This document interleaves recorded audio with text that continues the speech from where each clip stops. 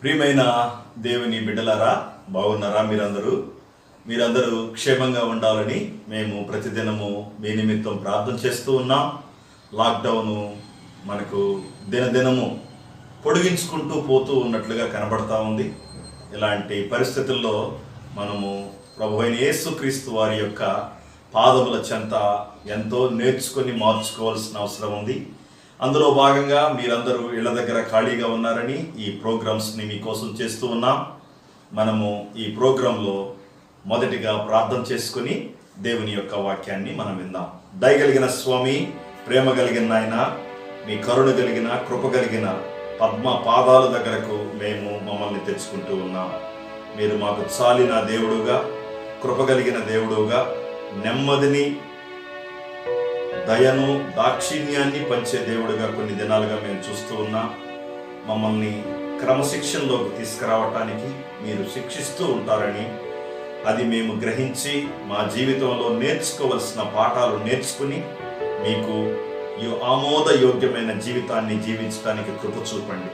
ప్రపంచాన్ని, మా దేశాన్ని, రాష్ట్రాన్ని మీ చేతుల్లో పెట్టుకుంటున్నాం. మీరు కరుణ చూపించి, దయ చూపించి మా ప్రతి విధమైనటువంటి అవసరాలు తీర్చండి. మా శ్రోతలు, వీక్షకులను మీరు కనికరించండి. వాక్యం వింటుండగా వారిలో మీరు కార్యము చేయండి. నాయనా, మా సంఘస్థులను, ఈ వీక్షకులను మీరు బలపరచమని యేసుక్రీస్తు నామంలో అడిగి వేడుకుంటున్నాము తండ్రి, ఆమేన్. రోజు వారిలాగా ఈరోజు కూడా ఒక చక్కని పాట విని ఆ తర్వాత మనము దేవుని యొక్క వాక్యంలోనికి వెళదాం.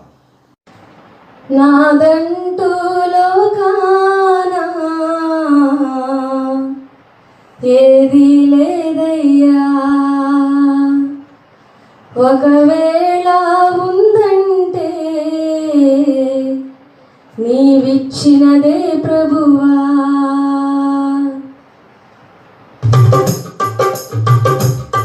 నాదంటూ లోకానా ఏది లేదయ్యా, ఒకవేళ ఉందంటే నీవిచ్చినదే ప్రభువా. నాదంటూ లోకానా ఏది లేదయ్యా, ఒకవేళ ఉందంటే నీవిచ్చినదే ప్రభువా. నీదే నీదే బ్రతుకంతా నీదే, నీదే నీదే బ్రతుకంతా నీదే. నాదంటూ లోకానా ఏది లేదయ్యా, ఒకవేళ ఉందంటే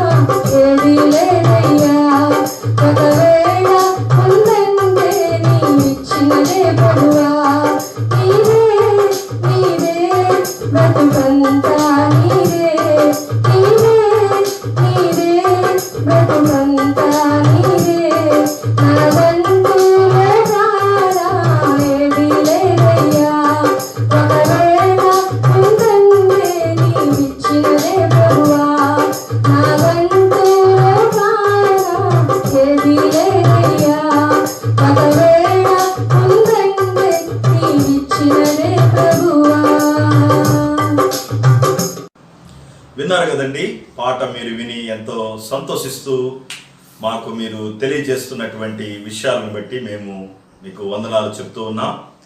ఇది నా దేవుని వాక్యంలోనికి మనం వెళదాం.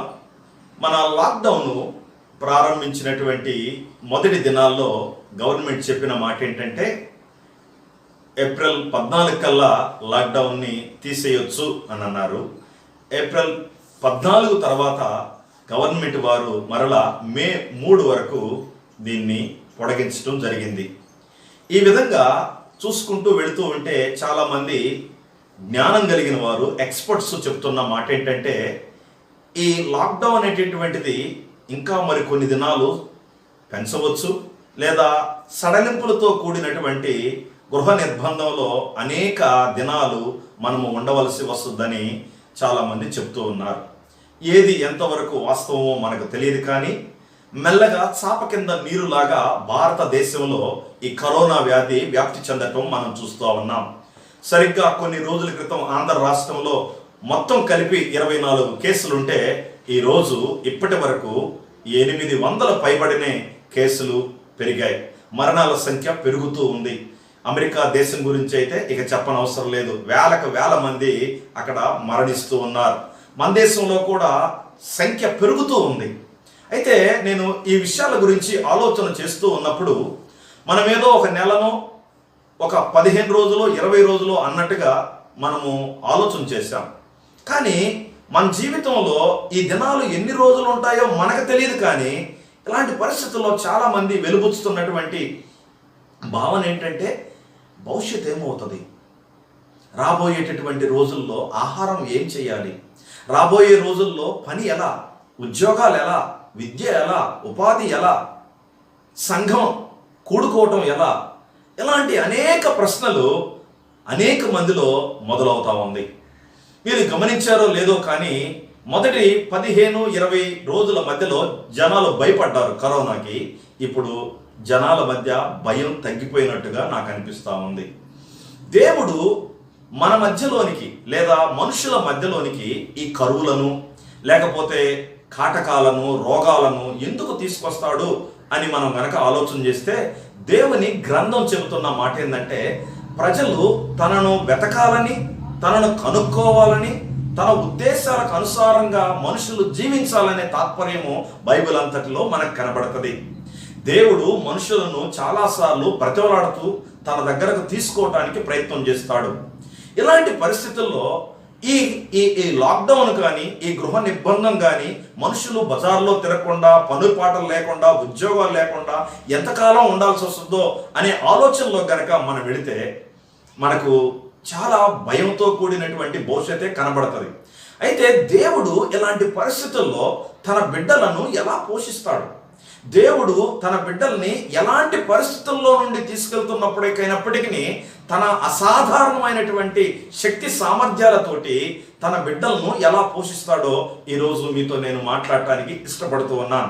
రండి, మీరందరూ మొదటి రాజుల గ్రంథము 18-17 అధ్యాయాల్లో ఉన్నటువంటి కొన్ని విషయాలను మనము ఇక్కడ గమనిద్దాము. ఈ ఇశ్రాయేలీల దేశము దావీదు మహారాజు గారి కాలంలో ఎంతో సుభిక్షంగా ఉండింది. తన కుమారుడైనటువంటి సొలొమోను కాలంలో కూడా ఎంతో అభివృద్ధి చెందింది. సొలొమోను కుమారుడైనటువంటి రెహబాము కాలంలో సొలొమోను చేసినటువంటి తప్పులకు కారణంగా ఈ ఇశ్రాయేలీల దేశం 2 భాగాలుగా విడిపోయింది. ఒక భాగము ఇశ్రాయేలీల దేశంగాను, ఇంకొక భాగము యూదా దేశంగాను విడిపోయాయి. ఈ యూదా దేశంలో ఉన్నటువంటి రాజులు, ఇశ్రాయేలీల దేశంలో ఉన్నటువంటి రాజులు వేరువేరుగా తమ కేంద్రాల్లో పరిపాలన చేస్తూ ఉన్నారు. అయితే ఇశ్రాయేలీల దేశంలో యెరూషలేము లేదు. యెరూషలేము లేని కారణం చేత మందిరం కూడా లేదు. అయితే ఇశ్రాయేలీల్ని ఏలినటువంటి రాజుల్లో చాలా మంది చెడ్డ రాజులు ఉన్నారు. వాళ్ళలో ప్రథముడైనటువంటి వాడు యెరోబోము. యెరోబోము యొక్క సంతతిలో నుండి వచ్చినటువంటి వ్యక్తిగా మనకు కనబడేటటువంటి అనేక మంది రాజులు చెడ్డగా కనబడతాడు. అయితే ఉమ్రి అనేటటువంటి ఒక రాజుగారి కుమారుడైనటువంటి అహాబు అనేటటువంటి వ్యక్తి ఇశ్రాయేలీల్ని పరిపాలన చేస్తూ ఉన్నాడు. ఈ ఇశ్రాయేలీల్ని అతను పరిపాలన చేస్తూ ఉన్నటువంటి కాలంలో ఆయన విగ్రహారాధనని ఎచ్చుగా చేసేవాడు. ప్రజలను దేవుని వైపు మరలకుండా దేవతల వైపు తిక్కేటట్లుగా ఆయన ప్రయత్నం చేస్తాడు. ఇది చాలదన్నట్టుగా ఆయన ఒక అన్యురాలుని, దేవుణ్ణి ఎరగనటువంటి బయలుదేవతని పూజించేటటువంటి యెజబెలు అనేటటువంటి ఒక ఆవిడ్ని పెళ్లి చేసుకుంటాడు. తన భార్య కోసం ఆయన ఆ దేశం అనగా ఇశ్రాయేలీల దేశం, దేవుని ప్రజలు ఉండేటటువంటి దేశాన్ని విగ్రహాలమయం చేశాడు. బయలుదేవతలను పూజించేటటువంటి ప్రవక్తల్ని తన భార్య కోసం ఆయన తయారు చేయించుకున్నాడు. ఈ ఇశ్రాయేలీల దేశంలో మెల్లమెల్లగా దేవుని యొక్క కట్టడలు, విధులు కనుమరుగైపోయాయి. ఇశ్రాయేలీల ప్రజలు దేవుణ్ణి మరిచిన వారయ్యారు, విగ్రహాల వైపు మరలి వారయ్యారు. అలాంటి పరిస్థితుల్లో ఆ ఇశ్రాయేలీల దేశం ఉంది. ఈ యెజబెలు అనేటటువంటి స్త్రీ అనగా అహాబు భార్య విగ్రహాలను తయారు చేపిస్తూ, వాటిని ప్రతిష్ఠిస్తూ, వాటికి బలిపీఠాలు కడుతూ, వాటికి యాజకులను నియమించి తన యొక్క దేవుణ్ణి ఆ దేశంలో గొప్ప చేస్తూ ఉంది. ఇశ్రాయేలీల ప్రజలు తమ యొక్క దేవుణ్ణి మరిచే దశకు వెళ్ళిపోయారు. ఇలాంటి పరిస్థితుల్లో దేవుడు తన సేవకుడైనటువంటి ఏలియా అనేటటువంటి ఒక భక్తుణ్ణి తీసుకొని వచ్చాడు. ఆ భక్తుడిని తీసుకొని వచ్చి ఆయన అహాబు రాజు దగ్గరకు ఆయన్ని పంపించి నిలబెట్టి ఆయన మాట్లాడినటువంటి మాటలు ఏంటంటే, మీరు దేవుణ్ణి ఎరగని కారణం చేత దేవుడు రాగలిగినటువంటి దినములలో 3 సంవత్సరాలు ఈ దేశంలో వర్షం లేకుండా చేస్తాడు అని ఆయన తనతో చెప్పటం జరిగింది. ఆ తర్వాత ఆ వర్ష ఆధారితమైనటువంటి ఆ దేశంలో సహజంగా ఆ దేశంలో అక్టోబర్, నవంబర్ నెలల్లో వర్షాలు పడతాయి. అది తప్పించిన తర్వాత మరలా 6 నెలల తర్వాత మార్చి, ఏప్రిల్లో కూడా వర్షాలు పడతాయి. ఇశ్రాయేలీల భూభాగం అంతా కూడా వర్షాల మీద ఆధారపడి పంటలు పండించుకుంటూ ఉంటారు. అయితే ఈ బయలుదేవత అనబడేటటువంటి ఈ దేవతను వాళ్ళు ఎందుకు పూజిస్తారంటే, ఈ దేవత వర్షాలను అనుగ్రహించి పాడి పంటలను సమృద్ధిగా చేసేటటువంటి దేవత అని ఆ బయలుదేవత గురించి ఇశ్రాయేలీల్లో ఉండేటటువంటి బయలు ప్రవక్తలందరూ ప్రకటన చేయటం మొదలుపెట్టాడు. నిజదేవుడు, నిజ రక్షకుడు అయినటువంటి దేవుడు తనను విడిచి వేరే దేవతల వైపు, బయలు దేవతల వైపు తన ప్రజలు వెళితే, అరే నిజమైనటువంటి దేవుణ్ణి నేనే, నా వలనే ఈ లోకంలో వర్షాలు పడతాయి, నా వలనే మనుషులు జీవిస్తారు అని తెలియచేయటానికి, బయలుదేవత వలన కాదు వర్షాలు పడేది అనేటువంటి విషయాన్ని తెలియచేయటానికి తన సేవకుడైనటువంటి ఏలియాను ఉపయోగించుకొని ఆయన ప్రకటన చేయించాడు. వర్షాలను ఆపివేశాడు. ఈ వర్షాలను ఆపివేసినటువంటి ఈ దేవుని యొక్క కథను, లేకపోతే ఆయన యొక్క శక్తిని మనం గనక చూస్తే, కరువు వచ్చేసింది దేశం మొత్తం కూడా. దేశంలో కరువు వచ్చినప్పుడు ఆయన తన సేవకుణ్ణి 2 అసాధారణమైనటువంటి పద్ధతుల్లో ఆయన పోషిస్తాడు. ఒకటేమో కాకులతోటి, రెండేమో వెధవరాలైనటువంటి ఒక అన్యురాలతోటి ఆయన పోషిస్తాడు.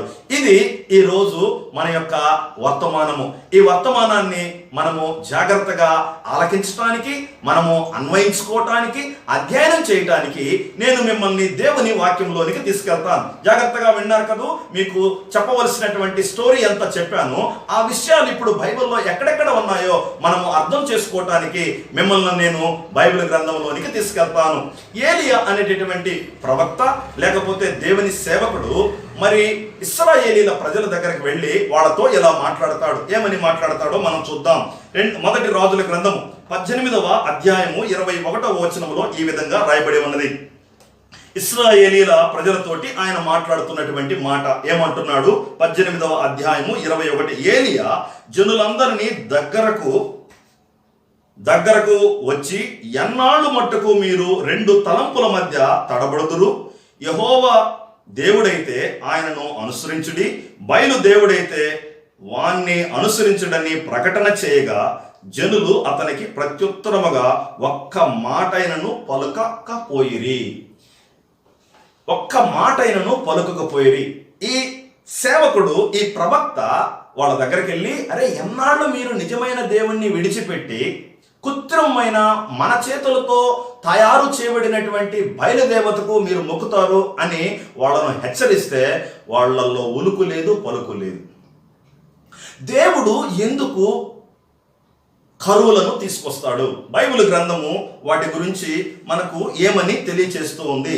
ఇశ్రాయేలీల దేశంలో దేవుడు ఏమి చేయాలని ఆయన ఇష్టపడుతూ ఉన్నాడు?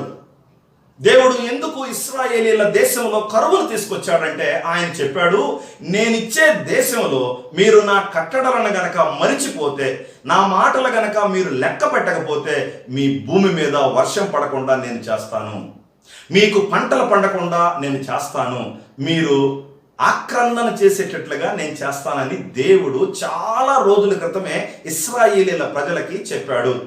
శ్రోతలారా గమనించండి, దేవుడు చాలా సార్లు తన బిడ్డలు తప్పు చేస్తూ ఉంటే వారిని క్రమశిక్షణలోనికి తీసుకురావటానికి ఆయన కరువులు కాటకాలు తీసుకొస్తాడు. రండి, మీరందరూ ద్వితీయోపదేశకాండము 28వ అధ్యాయంలోనికి వెళదాము. అక్కడ 28వ అధ్యాయము 23, 24 వచనాలను గనక మనము గనక చూస్తే అక్కడ ఈ విధంగా రాయబడి ఉన్నది. ద్వితీయోపదేశ కాండము 28వ అధ్యాయము 23, 24వ వచనము ఈ విధంగా రాయబడి ఉన్నది. ఏమని రాయబడి ఉన్నదంటే 23, నీ తలపైన ఆకాశము ఇత్తడి వలె ఉండును, నీ క్రిందనున్న నేల ఇనుము వలె ఉండును. యెహోవా నీ దేశపు వర్షమును ధూళిగాను బుగ్గిగాను చేయును, నీవు నశించు వరకు అది ఆకాశము నుండి నీ మీదకి వచ్చును. దేవుడు ఈ ద్వితీయోపదేశ కాండంలో చెప్తున్నటువంటి మాటలవి.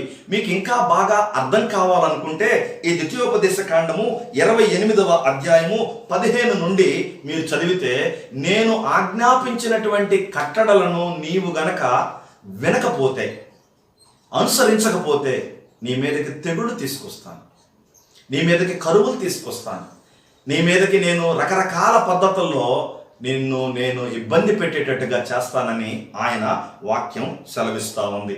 ఇదే విషయాన్ని లేవియా కాండము 26వ అధ్యాయము 3, 4 వచనాల్లో కూడా దేవుని వాక్యం సెలవిస్తూ ఉంది. రండి, లేవియా కాండములో మనము చూద్దాము. 26వ అధ్యాయము 3, 4 వచనాలు మీకోసం నేను చదువుతున్నాను, మీరు జాగ్రత్తగా వినండి. మీరు నా కట్టడలను బట్టి నడుచుకుని నా ఆజ్ఞలను ఆచరించి వాటిని అనుసరించి ప్రవర్తించిన యెడల మీ వర్షాకాలంలో మీకు వర్షమిచ్చెదను, మీ భూమి పంటలనిచ్చును, మీ పొలముల చెట్లు ఫలించును, మీ ద్రాక్ష పండ్లు కాలం వరకు మీ నూన్పు సాగుచుండును, మీరు తృప్తిగా భుజించి మీ దేశంలో నిర్భయముగా నివసించెదరు. ఒకవేళ ఆ 6వ వచనాన్ని గనక మీరు చూస్తే, మీరు ఏమండి, ఆ దేశంలో నేను మీకు క్షేమము కలుగజేసేదను, మీరు పండుకొనున్నప్పుడు ఎవడు మిమ్మల్ని భయపెట్టడు, ఆ దేశంలో దుష్టగములు లేకుండా చేసేదను, మీ దేశంలోనికి ఖడ్గము రాదు, మీరు మీ శత్రువులను తరిమెదరు. ఇలా చాలా మాట్లాడు. దేవుడు అంటున్నాడు, నా మాటలు గనక మీరు వింటే, నేను దేవుణ్ణి, నేను ఇశ్రాయేలీల దేవుణ్ణి, ఐగుప్తులో నుండి విడిపించినటువంటి దేవుణ్ణి, మోషేకి ఇచ్చినటువంటి ధర్మశాస్త్రంలో నేనిచ్చినటువంటి కట్టడలను విధులను మీరు న్యాయముగా అనుసరించి నేనే దేవుణ్ణని గనక మీరు గనక నా వైపు గనక తిరిగితే మీకు క్షేమము, అభివృద్ధి, నెమ్మది, విశ్రాంతి కలుగజేస్తాను. మీకు సమయానికి వర్షాలు పడతాయి, మీ పంటలు బాగా పండుతాయి, మీరు చక్కగా తృప్తిగా హాయిగా తిని నిద్రపోతారని ఆయన లేవియా కాండంలో చెబుతూ ఉన్నాడు. ద్వితీయోపదేశ కాండంలో గనక మనం చూసినట్లయితే, మీరు నా మాట వినకపోతే మీకు చాలా చాలా కష్టాలు వస్తాయి, సమయానికి వర్షాలు పడవు, రకరకాల తెగుళ్ళు వస్తాయి, రకరకాల వ్యాధులు వస్తాయి, రకరకాల ఇబ్బందులు కలుగుతాయని చెప్పి దేవుడు ముందుగానే వాళ్లకు తెలియచేశాడు. దేవుడు ఎన్నిసార్లు తన ప్రజలకు ఎన్ని మాటలు చెప్పినా మానవుడు ఇసని వెళ్ళి తిరిగి రానటువంటి గాలి వంటి వాడు, కేవలము నరుడు కాబట్టి మాటి మాటికి తప్పిపోయే స్వభావం ఉంది. కాబట్టి దేవుని మాటను అహాబు కాలంలో, అహాబు నాయకత్వంలో పెడచెవిన పెట్టారని మనం అర్థం చేసుకోవాలి. అందుకని దేవుడు వాళ్ళకి తానెవరినో చూపించుకోవటానికి, మీరు గమనించారు లేదో, ప్రపంచంలో చాలా దేశాల్లో ఈ కరోనాకు ముందు పురాతన కాలపు చర్చిలు మూతపడ్డాయి. పురాతన కాలపు చర్చిలు అమ్మబడ్డాయి, చాలా చర్చిల్లో ఆరాధన లేదు. కానీ ఈ మధ్యకాలంలో మీరు గమనించారో లేదో, చాలా దేశాల్లో ప్రజలు వీధుల్లోకి వచ్చి మోకరించి కన్నీళ్లు పెట్టి ప్రార్థన చేస్తూ ఉన్నారు. కరోనా కష్టం తెచ్చిన మాట నిజమే, కరోనాకి ఏమాత్రం కరుణ లేని మాట నిజమే, కరోనా మనుషులకు కంటి మీద కులుకు లేకుండా చేసిన మాట నిజమే, కరోనా మనుషుల్ని కష్టకాలంలోకి నెట్టిన మాట నిజమే. కానీ కరోనా ద్వారా కరుణ కలిగిన దేవుడు కఠినమైనటువంటి మనుషుల హృదయాలను తన వైపు తిప్పుకోవటానికి చాలా ప్రాంతాల్లో మనకు ఉదాహరణలనే కనబడతాయి. మిత్రులారా, దేవుడు ఈ అహాబు కాలంలో విస్తరించినటువంటి విగ్రహారాధనతో విసుగు చెందిపోయాడు. తన ప్రజలను ఒక నాయకుడు విగ్రహాల వైపు తన భార్య సహకారంతో, తన భార్య సంతృప్తి కొరకు విగ్రహాలను బయలుదేవతలు పెట్టి, ఓ బయలు, ఈ బయలుదేవతే పాడి పంటలకు నిలయము, ఈ బయలుదేవత వల్లనే మనకు వర్షాలు పడతాయి, ఈ బయలుదేవత వల్లనే మనం సుభిక్షంగా ఉంటాం, ఈ బయలుదేవత వల్లే మనం హాయిగా నెమ్మదిగా ఉంటాం అని చెప్పి బయలు ప్రవక్తలతోటి నిజ దేవుణ్ణి విస్మరించేటట్లుగా ఆనాటి యెజబెలు చేసినటువంటి పనికి దేవునికి కోపం వచ్చింది, రోషం వచ్చింది. ఏ విధము చేతనైనా కానీ తన ప్రజలను తన వైపు తిప్పుకోవాలనేటటువంటి తపనతోటి దేవుడు తన సేవకుడైనటువంటి ఏలియాను పంపినట్లుగా మనకు 17వ అధ్యాయంలో కనబడుతుంది. ఆ 17వ అధ్యాయంలో మీరు గనక వచ్చినట్లయితే ఈ విధంగా రాయబడి ఉంటది. సహోదరులారా, 17వ అధ్యాయంలో ఈ విధంగా రాయబడి ఉంటది. మీకు దానికంటే ముందు కూడా ఇంకొక విషయం చెబుతాను. ఈ ఇశ్రాయేలీల దేశంలో అక్టోబర్ నవంబర్లో వర్షాలు పడతా ఉంటాయి. అక్టోబర్ నెలలోనే అహాబు దగ్గరికి దేవుడు తన సేవకుడైనటువంటి ఏలియాను పంపాడు. అక్టోబర్ నవంబర్లో పడకపోతే మార్చి ఏప్రిల్లో పడవచ్చు, 6 నెలల తర్వాత. కానీ ఏలియా 6 నెలల వరకు వర్షం పడదని చెప్పలేదు. 3 సంవత్సరాల వరకు భూమి మీద మంచైనను వర్షమైనను కొరవదు అని అహాబు అనేటటువంటి రాజు ముందుకెళ్ళి ఆయన శపథం చేసినట్లుగా, లేకపోతే దేవుని వాక్కులను వినిపించినట్లుగా మనకు కనబడుతుంది. ఆ మాటలు చెప్పిన తర్వాత ఆ బైబిల్ గ్రంథం సెలవిస్తున్నటువంటి మాట ఏంటంటే, ఇప్పుడు ఆ దేశంలో కరువు ఏర్పడింది. కరువు ఏర్పడితే తన సేవకుడైనటువంటి ఏలియాని దేవుడు ఎలా పోషిస్తున్నాడు?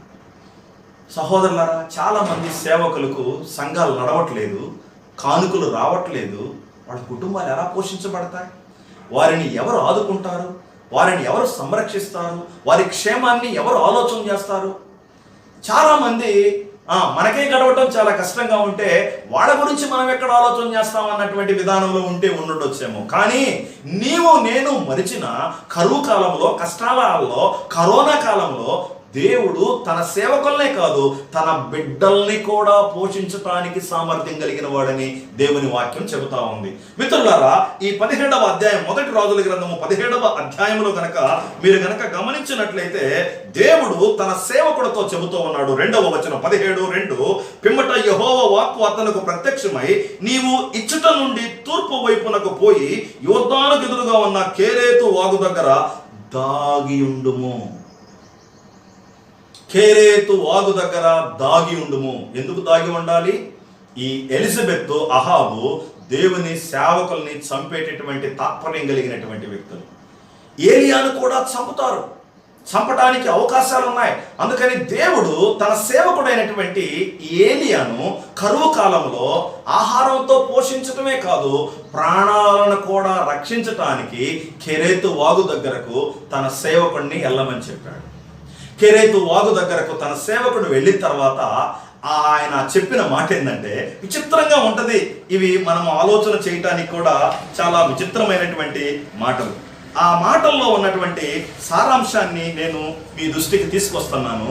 ఆయన అన్న మాట ఏంటంటే 3వ వచనంలో, లేకపోతే 3వ వచనంలో, 4వ వచనంలో ఏ విధంగా, అచ్చటికి నీకు ఆహారం తెచ్చినట్లు నేను కాకులకు ఆజ్ఞాపించుతునని అతనికి తెలియజేయగా, కాకులకు దేవుడు ఆజ్ఞాపించాడంట. సహోదరులారా, యూదులకు కాకులంటే చాలా అసహ్యం. ఎందుకని? దేవుడు కాకుల్ని తినవద్దు అని చెప్పాడు. ఇప్పుడు కాకుల చేత ఆహారం ఎలా పంపుతాడు దేవుడు అంటే మనం ఇలా అర్థం చేసుకోవచ్చు. దేవుడు తయారు చేయబడినటువంటి ఆహారాన్ని కాకుల ద్వారా రవాణా చేయించాడు అని మాత్రం మనం అర్థం చేసుకోవచ్చు. మీరు గనక ద్వితీయోపదేశ కాండము 14వ అధ్యాయము 14వ వచనాన్ని గనక గమనించగలిగితే చూస్తున్నారు కదా, ద్వితీయోపదేశ కాండము 14వ అధ్యాయము 14వ వచనం ఈ విధంగా రాయబడి ఉన్నది.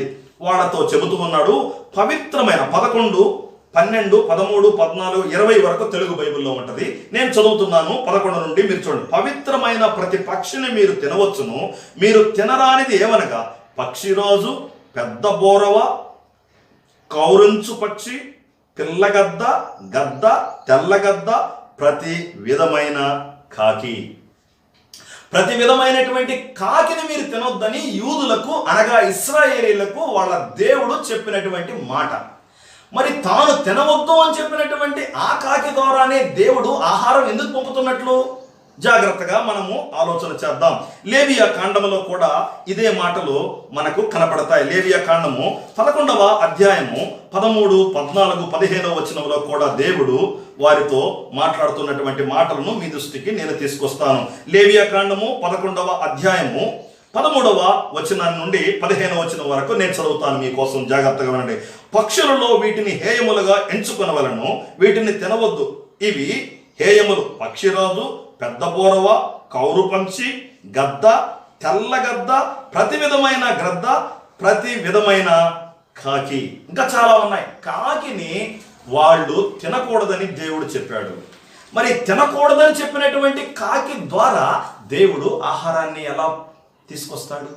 సహోదరులారా, దేవుడు ఎన్నిక లేని వాటిని, వద్దనుకున్న వాటిని తన మహిమ కోసం తన బిడ్డలకు వాడుకుంటాడు. నాకు ఈ మాట చాలా ఆశ్చర్యాన్ని కలుగజేసింది. కాకులతోటి దేవుడు ఆహారం పంపటం అంటే ఎంత ఆశ్చర్యం! కరువులో ప్రియ సోత, ప్రియ చెల్లి, ప్రియ తమ్ముడు, ప్రియ దైవజనుడా, జీతం ఇంకా రాలేదా? పనులు లేవా? సంఘంలో కానుకలు రావట్లేదా?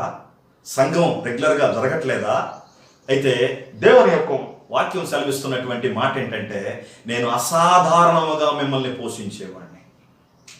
వడ్డీలు ఎక్కువ అవుతున్నాయా? ఈఎంఐలు కట్టలేకపోతున్నారా? అసాధారణంగా మేము నిన్ను పోషించేవాడిని. లాక్డౌన్ పొడిగించినా, ఇంకొంతకాలం పొడిగించినా మిమ్మల్ని నేను అసాధారణంగా పోషించే దేవుణ్ణి. నన్ను గుర్తుపెట్టకండి మీరు. నేను మనుషులకు డిసిప్లిన్ రావాలని, మనుషుల్లో మార్పు రావాలని కరువులను, కాటకాలను, వ్యాధులను, బాధలను, కష్టాలను పంపిస్తూ ఉంటాను. అయితే నా బిడ్డలైనటువంటి మిమ్మల్ని అసాధారణంగా నేను పోషిస్తాను. ఎంత మహిమ కలిగిన దేవుడు ఈ దేవుడు! ఎంత గొప్ప దేవుడు ఈ దేవుడు! మీరు ఆలోచన చేయండి.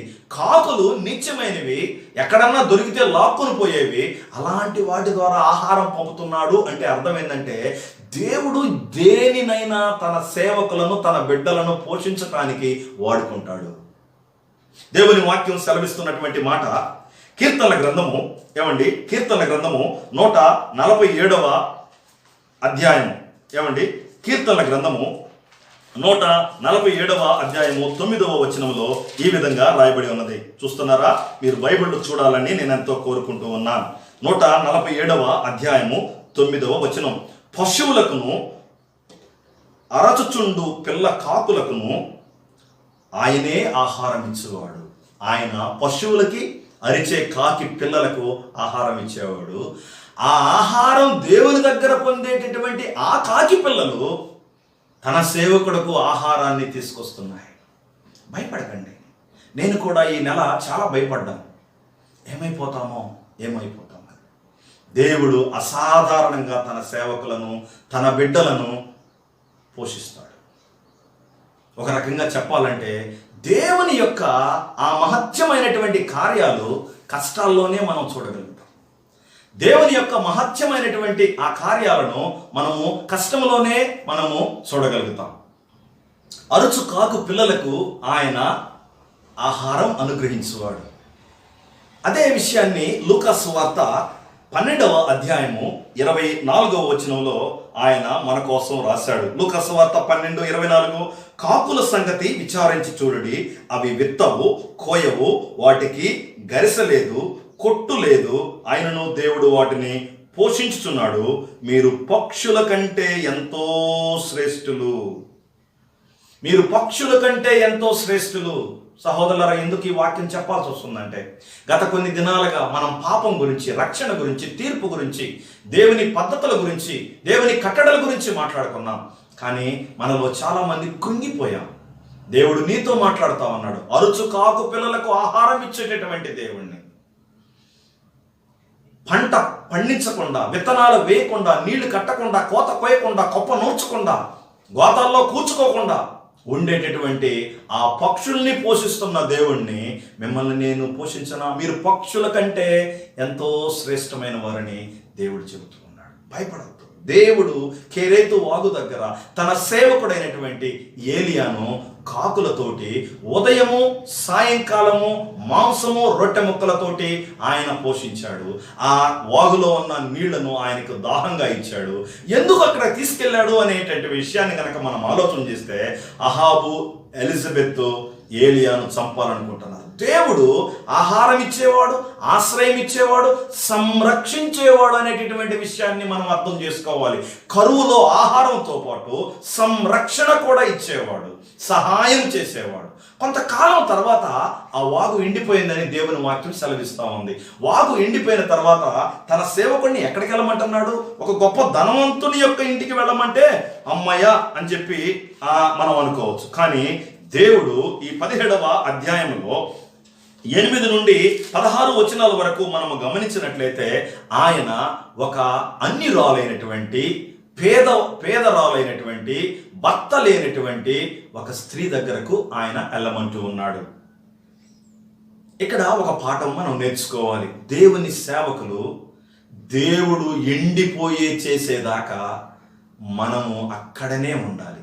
ఏలియా ఎండిపోయేదాకా, వాగు ఎండిపోయేదాకా, ఎండిపోతుంది అనే సంగతి ఆయనకి తెలిసినా కానీ భయపడకుండా దేవుడు వెళ్ళమన్నదాకా అక్కడ ఉన్నాడు.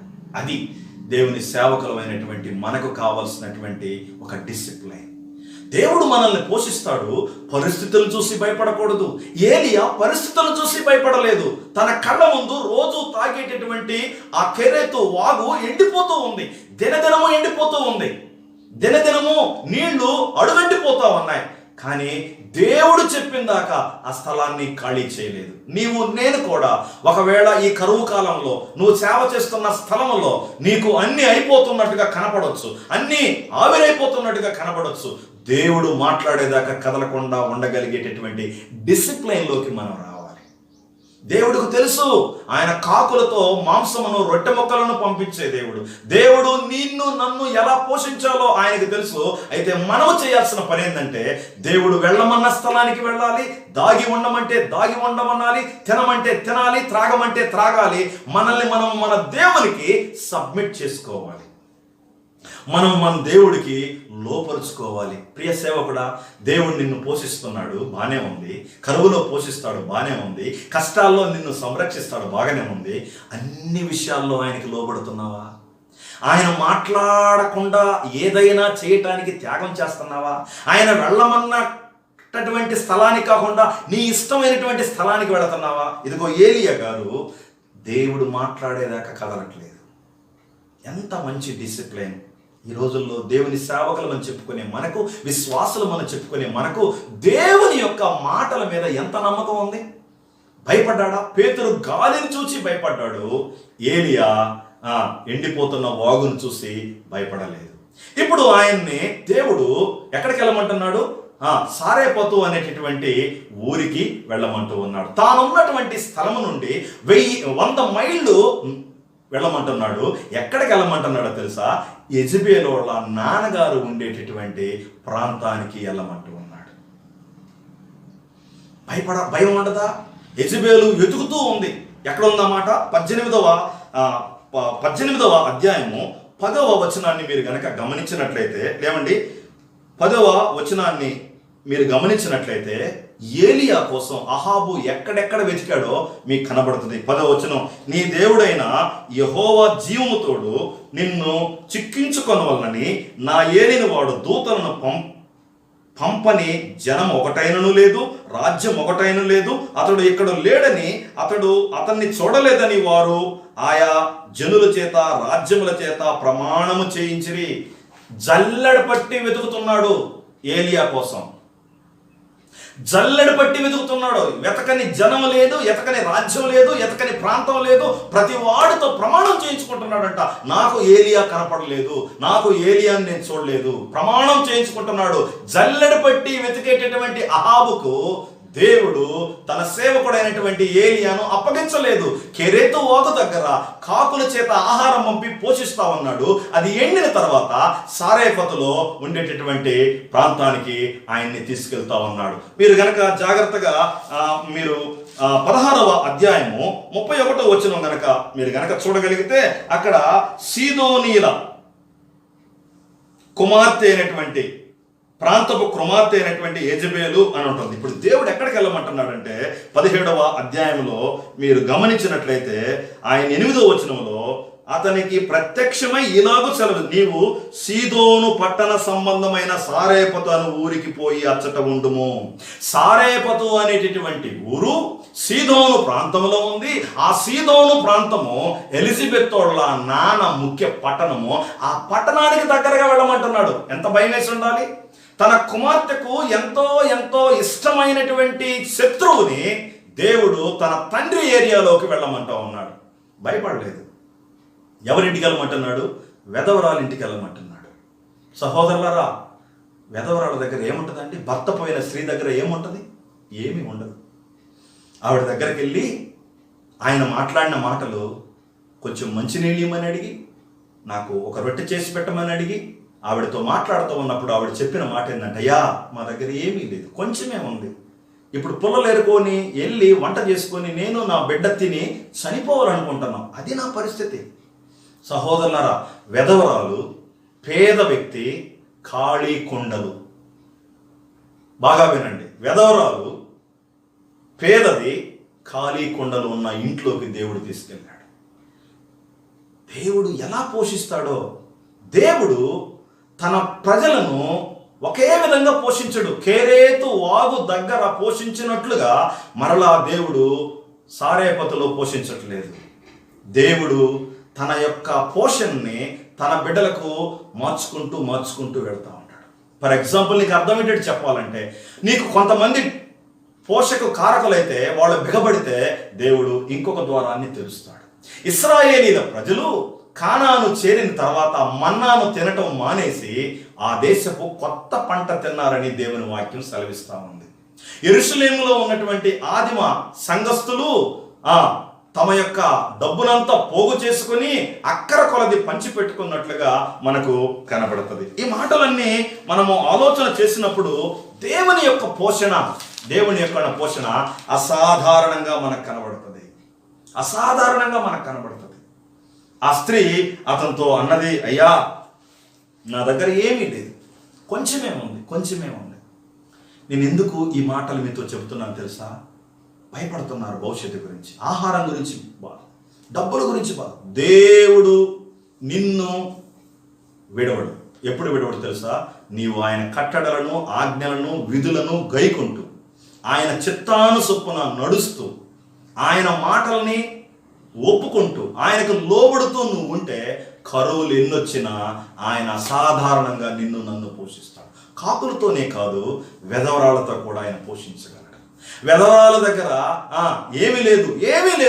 ఏమీ లేని ఖాళీ బిందెలను, లేకపోతే కుండలను, డబ్బాలను ఆయన నింపాడు. సహోదరులారా, తన సేవకుడికి ఆవిడ పెట్టిన కారణం చేత నూనె తక్కువ కాలేదు, పిండి తక్కువ కాలేదు. ఎప్పటి వరకు? వర్షం పడే వరకు. బైబిల్ చెబుతూ ఉంది, వర్షం పడే వరకు ఆ ఇంట్లో కరువు లేదు.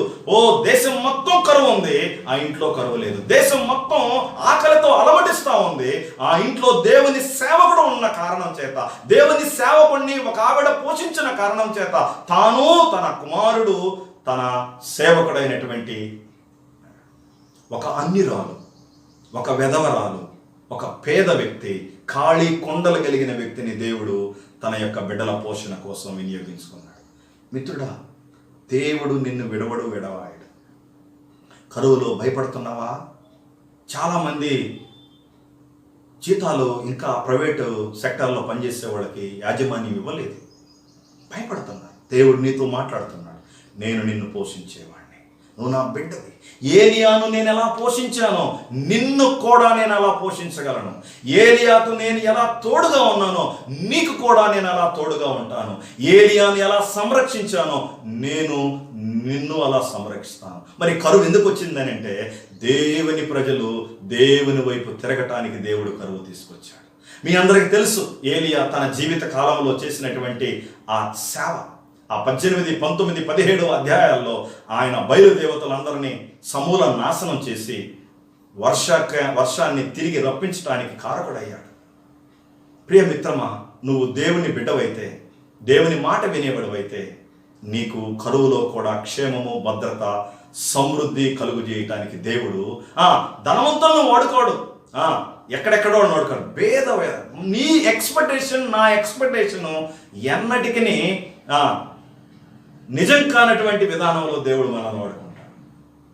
ఈ నెలంతా దేవుడు నన్ను అలాగే పోషిస్తా ఉన్నాడు. విచిత్రంగా పోషిస్తాడు, ఎంతో అందంగా పోషిస్తాడు. ఆయన కార్యాలను మనం చూసినప్పుడు, దేవా నీవు ఇలా కూడా మనుషుల్ని వాడుకుంటావా, నువ్వు ఇలా కూడా మమ్మల్ని పోషిస్తావా, ఇలా కూడా మీ సేవకులకు సంరక్షణ కల్పిస్తావా అని నాకు ఎంతో ఆదరణకరమైనటువంటి మాటలు దేవుని వాక్యం ద్వారా అర్థమైంది. ఈ వాక్యం వింటున్న నీకు ఏ భయం ఉంది? ఏ భయం ఉంది? నువ్వు నిజంగా దేవుని బిడ్డవైతే నిన్ను దేవుడు ఏలియాను పోషించినట్లుగా పోషిస్తాడు. ఇంకొక మాట చెప్తాను. ఒకవేళ నీవు దేవుణ్ణి ఎరగకుండా దేవుళ్ళు కాని వారిని దేవుళ్ళుగా భావించి మురుకుతూ ఉంటే నిన్ను బట్టి దేశంలో క్షేమ పుట్టుద్ది, నిన్ను బట్టి నీ కుటుంబంలో క్షేమ పుట్టుద్ది. నిజ రక్షకుడైన యేసుక్రీస్తు ప్రభు వారిని విడిచిపెట్టి నీవు నేను గనక అసత్యం వైపు, అసత్య దేవుడు వైపు, మానవులు కల్పించిన పద్ధతుల వైపు ఒకవేళ వెళుతూ ఉంటే నీ మీదకు దేవుని ఉగ్రత వస్తుంది. దేవుని వాక్యం చెబుతున్న మాట ఏంటంటే, దేవుడు తనను అంగీకరించినటువంటి వ్యక్తులకు నిత్య నాశనమును, అగ్నిగుండమును ఇవ్వబోతూ ఉన్నాడు. ఆయన్ని అంగీకరించి ఆయన కోసం ఈ లోకంలో సత్యముతో, యథార్థ హృదయముతో బ్రతికే వారిని ఆయన ఎన్ని కరోనాలు వచ్చినా కాపాడటానికి సామర్థ్యం కలిగిన దేవుడని దేవుని వాక్యం చెబుతా ఉంది. ఈ మాటలు మీరు విని ఆదరణ పొందాలనేది నా ఉద్దేశం. రండి ప్రార్థన చేసుకుందాం. ప్రేమ నమ్మకం కలిగిన దేవా, మానవుల తప్పిదాల వలన భూమి, వర్షము, మరి ప్రకృతి అంతా కూడా మానవునికి విరోధం అవుతుందని, దానికి కారణం మీరని, బయలుదేవత కాదని, బయలుదేవత ఏమాత్రం కూడా వర్షానికి, పాడి పంటలకు కర్త కాదని, జీవం కలిగిన మీరే కర్తని మీ ప్రజలకు తెలియచేయటానికి, మీ ప్రజలను ఏలే రాజులు ఎరగటానికి కరువును మీరు పంపించినారు. అది మేము గ్రహించాం. అయితే ఆ కరువు కాలంలో మీ సేవకులను సంరక్షించి ఎలా పోషిస్తారో మేము విన్నాం. అందును బట్టి మీ కొందనాలు, మీ మాటలను బట్టి మీ కొందనాలు. మీరు మమ్మల్ని ఆ విధంగా పోషించబోతున్నారనే ధైర్యంతో, ఆ విధంగా సంరక్షించబోతున్నారనే ధైర్యంతో నాయనా అనుదినము అహాబు ఏలియా కోసం వెతికిన మీరు ఆయన్ని సంరక్షించారు. కాకుల చేత, వెధవరాల చేత, అన్నిరాల చేత మీరు పోషించినట్లుగా మమ్మల్ని కూడా ఈ కరువు కాలంలో పోషించగలటానికి సామర్థ్యం కలిగిన దేవుడు అని మేము నమ్ముతూ మమ్మల్ని అలా పోషించమని మేము కోరుకుంటూ ఈ మనవులన్నీ యేసుక్రీస్తు వారి పరిశుద్ధ నామములో అడిగి వేడుకుంటున్నాము తండ్రి. ఆమేన్.